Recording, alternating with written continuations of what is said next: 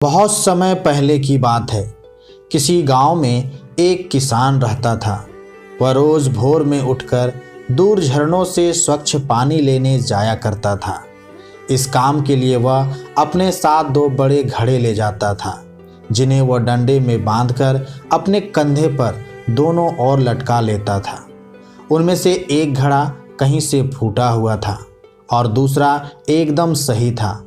इस वजह से रोज घर पहुंचते पहुंचते किसान के पास 1.5 घड़ा पानी ही बच पाता था। ऐसा 2 सालों से चल रहा था।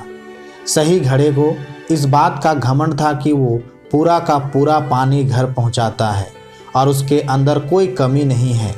वहीं दूसरी तरफ फूटा घड़ा इस बात से शर्मिंदा रहता था कि वो आधा पानी ही घर तक पहुंचा पाता है और किसान की मेहनत बेकार चली जाती है।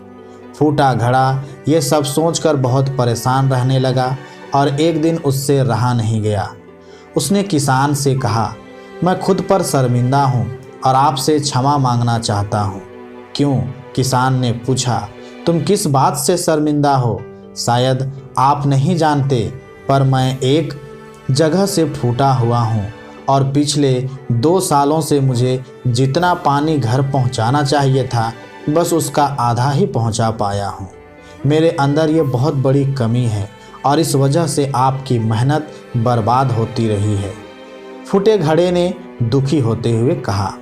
किसान को घड़े की बात सुनकर थोड़ा दुख हुआ और वो बोला, कोई बात नहीं, मैं चाहता हूं कि आज लौटते वक्त तुम रास्ते में पड़ने वाले सुंदर फूलों को देखो।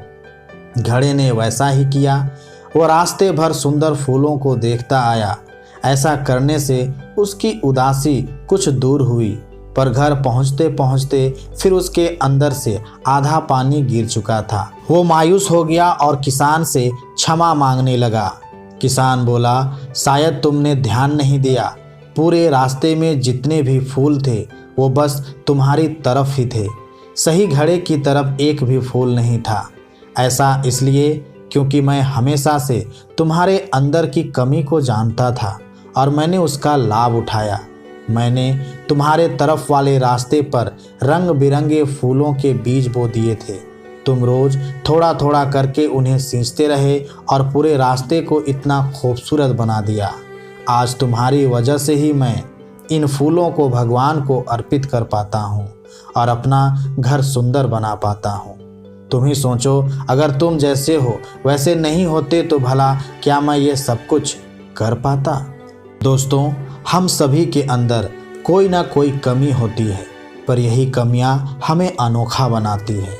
उस किसान की तरह हमें भी हर किसी को वो जैसा है वैसे ही स्वीकारना चाहिए और उसकी अच्छाई की तरफ ध्यान देना चाहिए।